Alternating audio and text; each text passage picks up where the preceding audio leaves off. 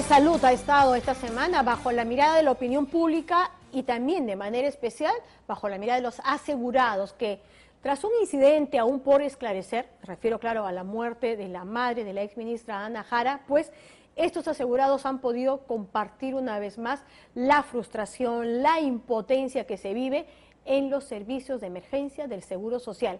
Hay un caso además que ha llamado la atención de manera muy especial, que es la construcción de lo que es el centro de emergencias, que ya no se tiene claro si es de todo Lima o solamente del Hospital Rebagliati, el que según todo indica habría sido levantado de manera improvisada, sin mirada a futuro y con muchas, pero muchas deficiencias.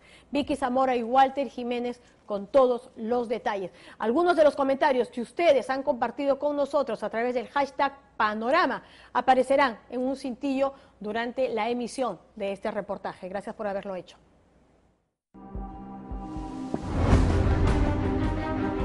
Este es el ingreso a la emergencia del Rebagliati y existen dos caminos para acceder. Uno, que es este de acá, por donde viene este anciano en silla de ruedas, y el segundo y el más usado es esta rampa inmensa y larga que está haciendo uso esta señora, que te conduce a la emergencia que se ubica en el segundo piso.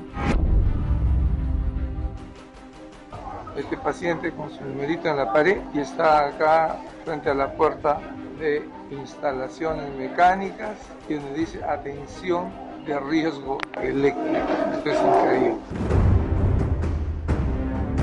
Este hospital de alta complejidad hoy es un hospital inseguro para el país, para los asegurados.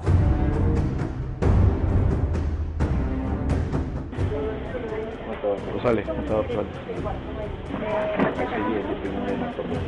Lo que me duele mi arma. ¿Cuánto tiempo tiene usted? De acá tengo 4 días que no me han hecho recién ayer en la noche. Me ha vuelto a sacar ecografía. 4 días permaneciendo acá en el pasillo. Ya 5 días acá en el pasillo. Todos son problemas de mal planeamiento de los servicios de salud.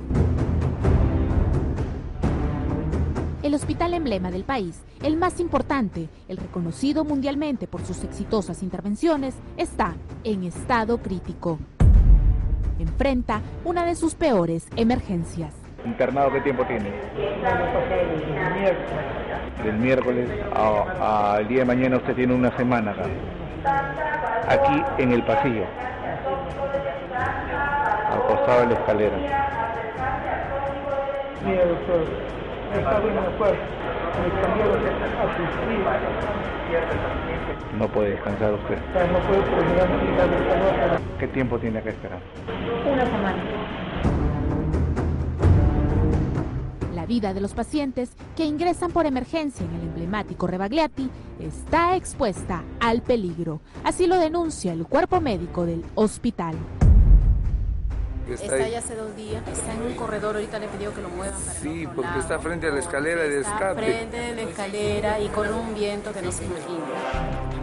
A los pasillos colmados de pacientes, a los enfermos que esperan largas horas y días por ser atendidos, se suma el constante peligro que corren los asegurados al ser trasladados dentro del hospital en ambulancias. No existe una comunicación interna entre el hospital propiamente dicho y esta nueva emergencia. Esta gravísima dificultad obliga hasta la actualidad, que no se ha solucionado el problema, a desplazar a los pacientes tanto de la emergencia al hospital como del hospital hacia la nueva emergencia a través de ambulancias. Cuando los pacientes salen de esta emergencia rumbo al hospital, son trasladados en ambulancias. ¿Cuál es la ruta de estas ambulancias? Deben salir por la calle Cueto para llevar al paciente hasta el hospital Rebagliati. Hacen uso de esta rampa, que es más o menos una distancia de 1 cuadra. Tienen que salir por la calle, dar como una especie de vuelta en U para volver a ingresar al hospital luego de unos metros. ¿Qué sucede? Que no existe comunicación entre esta emergencia y el hospital. Toda la conexión es a través de la calle. Por fuera, internamente, no hay comunicación. No existe una comunicación. En ningún país del mundo ocurre lo que está ocurriendo en el Perú. Esto es sumamente grave, es sumamente delicado. Las ambulancias se han convertido en el umbral que divide la vida de la muerte. Se cerró la antigua emergencia ubicada dentro del mismo hospital para dar paso a una nueva y cuestionada construcción. ¿Por qué y cómo se construyó esta nueva emergencia separada del hospital?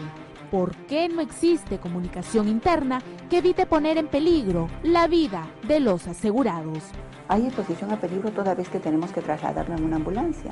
Hay exposición a peligro dentro de la misma infraestructura porque el paciente está en camillas inseguras, está en los pasillos. El caso que lamentamos de la madre de la exministra, en el traslado haya ocurrido algo que hace que fallezca la paciente. De esos casos ocurren varios. Esta noche en Panorama, un completo diagnóstico a la severa enfermedad que padece la emergencia del Edgardo Rebagliati.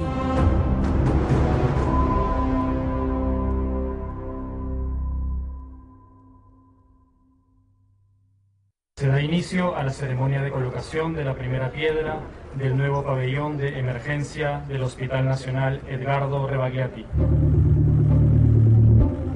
En el 2014 se anunció la construcción de una nueva y moderna central de emergencias para Lima Metropolitana. 163 camas, personal capacitado, ambientes modernos, sensores electrónicos y equipos de última tecnología. El Seguro Social de Salud ha invertido cerca de 100 millones de soles en esta moderna infraestructura, considerando tanto la planta física como el equipamiento. Estaba concebido no como la emergencia del Hospital Rebagliati, sino como un hospital de emergencia para Lima Metropolitana, que funcionaría de manera independiente, con su propio personal y su propio equipamiento. Aliviar las centrales de emergencia de la capital era una necesidad. Se convierte en el centro de emergencia de mayor capacidad y amplitud a nivel nacional y probablemente en toda América Latina este es el mayor centro de emergencia, por la modernidad que va a involucrar, la complejidad de todo el equipamiento que se le va a colocar. La empresa encargada de esta edificación fue Consorcio Málaga, vinculada hoy con el ex asesor presidencial Martín Belaunde. La Contraloría no puede auditar aquí porque la contratación se realizó a través de la OIM. Mira, aquí apenas lleva un año de construido y ya se evidencian rajaduras alrededor de todo el techo, mira, a lo largo. Incluso da la vuelta, mira, continúa por acá, en la parte alta. En esta esquina se evidencia claramente, mira, la grieta a un año de su inauguración.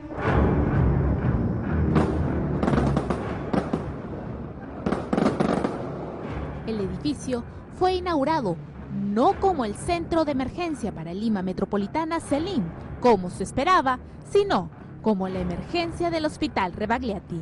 A medio camino se decidió cambiar su funcionalidad, a pesar de las innumerables advertencias médicas que hablaban del riesgo para el paciente de ser atendidos en edificios que estaban alejados, que no tenían comunicación alguna.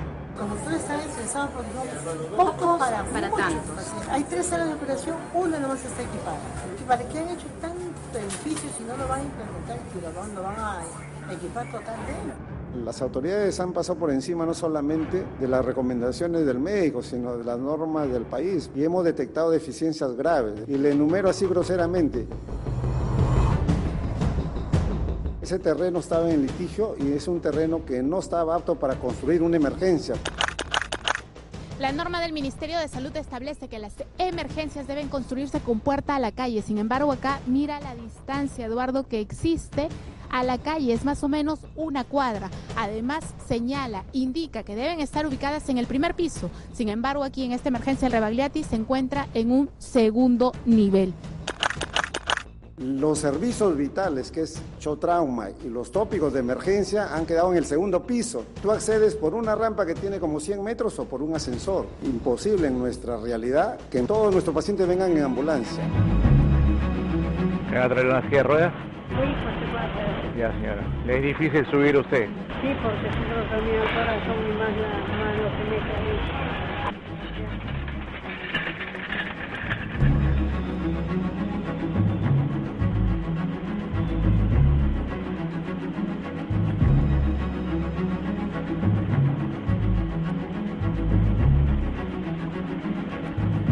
Lejos de lo que se creyó, el nuevo edificio colapsó a unas semanas de inaugurado.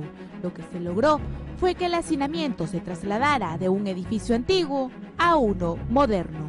Estas son las escaleras de escape y vemos, como siempre, pacientes frente a la escalera de escape. Y este es hoy, sábado 2 de septiembre. Nuestra emergencia original manejaba en observación más de 200 pacientes. Esta infraestructura fue hecha para 163 pacientes de observación, de tal manera que ahora hay una crisis. En esos 162 cubículos ahora hay más de 300 pacientes que se quedan en observación. En escaleras de evacuación, frente a los servicios higiénicos, al pie de las mangueras contra incendios. Aquí vemos más pacientes y más pacientes. Todos esperan un cambio. En todos los rincones de esta nueva emergencia existen pacientes esperando por atención.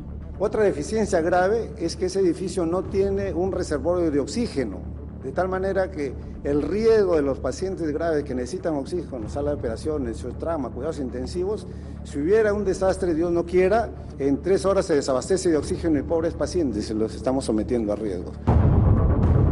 Una de las observaciones a esta nueva infraestructura es que no existe un camino que permita el acceso a un camión para dejar oxígeno. En esta zona debería existir un tanque criogénico, sin embargo existen balones individuales de oxígeno que abastecen a toda la emergencia. El hacinamiento es evidente y las deficiencias también. No hay ventilación, los extractores de aire y los aires acondicionados no funcionan en todas las áreas, es muy limitado. Entonces, ¿qué tenemos? Un caldo de cultivo. A los pacientes que están hospitalizados en los pasillos y que están expuestos a radiación, a elementos biológicos, producto del encierro, de que no hay ventilación adecuada, entonces los gérmenes proliferan ahí. Edificación azul que vemos en la parte alta es un pasillo detrás de sala de operaciones. ¿Por qué está así? No era parte del diseño original, sino es que la constructora Málaga se había olvidado de hacer el acceso, el pasillo por donde salían los desechos, la ropa sucia, lo que ya se había descartado después de una cirugía. Y es por eso que se realiza esta ampliación. No solo médicos, sino también pacientes alertan de los problemas que se viven dentro de esta emergencia. El antiguo local era así y se está repitiendo lo mismo, que mal. Y no hay doctores para atención. Los revalos están desde la mañana. Para sacar mis papeles que traí. Ya, ahorita señor, por favor, ahorita, porque mi padre está con la presión alta. Acá son inhumanos. ¡Doctor! ¡Ah! ¡Ah! ¡Ah! Este. ¡Ah! Ayer estaba hablando con una doctora. Mi doctor, pero no le hacen caso, me duele. Me duele. Ningún doctor viene a verlo, todos muy indolentes son acá. Me duele, no puedo, me duele. Pero el problema principal radica en que el hospital más importante del país ya no tiene su central de emergencia dentro de su propia edificación. Ahora se ubica a unas cuadras, sin acceso directo, sin comunicación. Mira, allá en el tercer piso, esa puerta conduce a la nada. Se ha colocado una madera ahí para impedir el paso, pero no hay nada, mira, acá abajo no hay nada, es la pista. Por ahí debía salir el puente, la conexión hacia el hospital Rebagliati.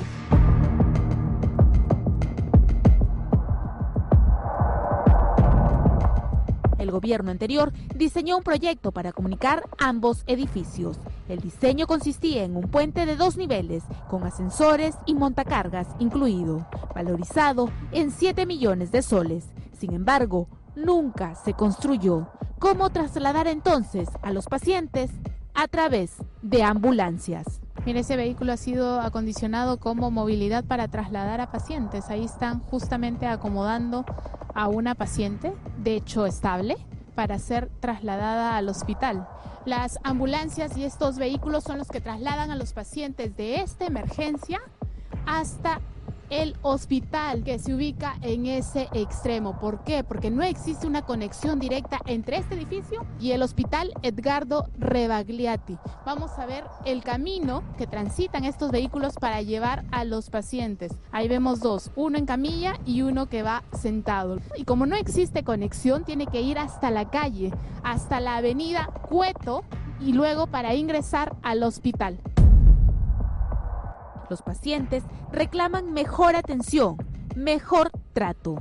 A la angustia y el dolor se suma la demora en la atención y las largas horas de espera. Una enfermera para 12, 14 pacientes es sumamente inseguro para el paciente. ¿Cuál es el promedio? ¿Una enfermera para cuántos pacientes? En emergencia, máximo 6 pacientes. ¿Y la realidad del Rebagliati cuál es? ¿Una enfermera por cuántos pacientes? Estamos manejando 12, a veces hasta 18 pacientes, y eso es sumamente crítico.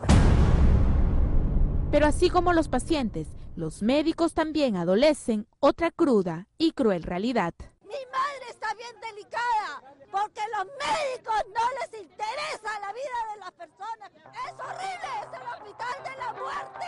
La queja más frecuente son porque las citas son a 3, 4 meses. Cuando va a farmacia no hay medicamentos para el paciente, le dicen vuelve al otro mes. Ayer no había guantes de mi talla para operar. Tuve que operar pero con guantes 7, yo soy 7,5. Eso causa dificultad en la cirugía. O sea, no es cómodo operar con un guante que te está ajustando. Pero en el stock donde no debe faltar el medicamento, porque se debe adquirir con la debida previsión, que es el almacén, todo el stock es cero. O sea, eso quiere decir que no se está haciendo adecuadamente bien el trabajo en la parte central, en la parte de logística. Primeros días de septiembre, ¿ya no hay medicinas en almacenes? No tenemos medicamentos. Anteayer en mi servicio en cardiología no había aspirina, que es lo más elemental para tratar a un paciente cardiológico. No se puede permitir que el hospital Rebagliati, que es el hospital bandera, que es el hospital de referencia a nivel nacional del Seguro Social, esté en estas condiciones. El haber separado la emergencia del hospital genera hoy otra gran preocupación. En caso de sismo o de desastre, ¿qué ocurriría con los pacientes sumamente graves que son trasladados hasta este hospital por pronta atención? Pongo el ejemplo del helipuerto. Uno transporta a un paciente delicado en helicóptero para una atención muy rápida. Sí, pero esa atención para pasar ese paciente a trauma shock que queda en otro local, en otro ambiente, en un segundo piso, es un despropósito. ¿Qué se debe hacer?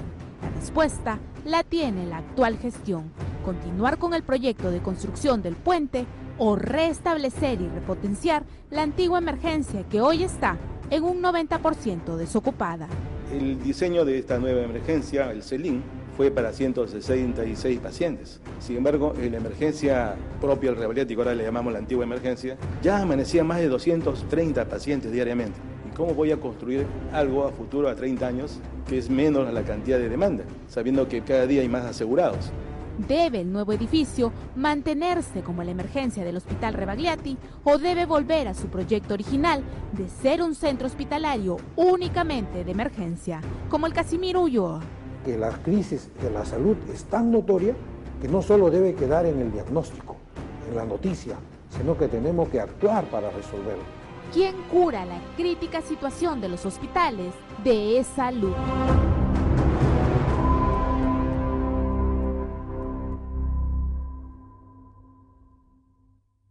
En verdad, realmente crítica. Y sigan compartiendo con nosotros sus tweets. Vamos a compartir ahorita algunos, si me permiten, por favor. Y para seguir, y van a estar también las imágenes de reportaje, ¿no? Y para conseguir cita, es una odisea. Tienes que estar en la madrugada y el 411-8000 está por gusto. No te dan cita, dice María Teresa. Vamos con otro tweet, por favor. Para poder leerlo bien, lo pueden poner a toda pantalla, por favor. Carol, 1923. Mi mamá tenía trombosis en una de sus piernas y se quejaba de dolor. La llevamos me imagino, emergencia y la regresaron a la casa para que vaya por consulta. Ahí, arréglatelas como puedas, prácticamente. Vamos con otro de los tweets. que nos han hecho llegar de Diana. Pero si se pasa la fecha, ya fui y pierdo todo el mes de fisioterapia y no me pueden hacer resonancia magnética, tuve que hacerlo por particular. Efectivamente, eso le pasa a muchos. Olga Puñiro, ahora se tiene que esperar casi 2 años trámites para que otorguen la prótesis. No hay presupuesto. ¿Qué está pasando? Para un discapacitado eso es primordial, ¿no? ¿Tenemos alguno más? Encontramos cita con el especialista, nos dice Carol, 1923, que también habíamos leído antes, para después de casi un mes, y la tuvimos que llevar a la clínica privada donde trabajaba el doctor. Bueno, en fin, típicas. Narda, los que trabajamos aquí también tenemos problemas, es frustrante no tener los recursos oportunamente y ser parte de este sistema. Debe ser de lo más frustrante y doloroso, por supuesto que sí. Y finalmente, CMF, enfermeras son indolentes y nadie da razón de los pacientes.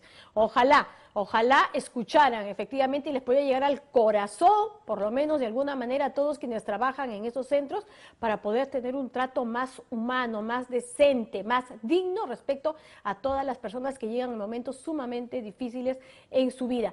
En honor a la verdad, los equipos, según lo que nos informan dentro de lo que es este centro, sí, pueden ser de primera, pero también lo son tanto como las deficiencias y la escasa visión que se tuvo al momento de levantar este centro. Por ejemplo, puntos pendientes que ha explicado Vicky Zamora, este pago de 7 millones por una especie de permiso que ha sido incluso observado por la Contraloría.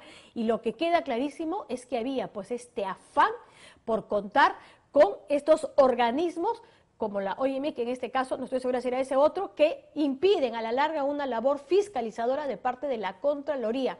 ¿Y todo para qué? ¿Para qué esa prisa? ¿Para qué ese apuro? ¿Para qué llevarlo adelante? Para la foto, así de simple. No hay que olvidar que este no es el único caso, que por el apuro, en las épocas de Virfinia Bafigo, se tuvo que simplemente inaugurar hospitales para darle gusto al presidente. Quedó clarísimo en el caso de Tarapoto, donde también había deficiencias, en el que faltaban equipos, en el que el agua entraba, pero se tenía que inaugurar para la foto del presidente. O tampoco bien cree que nos hemos olvidado, señora Bafigo, de ese anexo del Hospital Grau, un edificio en el que solamente el monto de alquiler ya de por ser obsceno, y a pesar de que Defensa Civil lo declaró inevitable, se terminó pagando. ¿Qué clase de contrato fue ese? Y lo peor de todo, como decíamos en los casos anteriores, aquí no pasa absolutamente nada. Ojalá el nuevo presidente hiciera algo, por lo menos. Está claro que un año no ha hecho gran cosa, pero por lo menos nos dijera que ha hecho algunas investigaciones, siquiera eso, el señor del Castillo. Hacemos una brevísima pausa en el programa, no se mueva. Más adelante,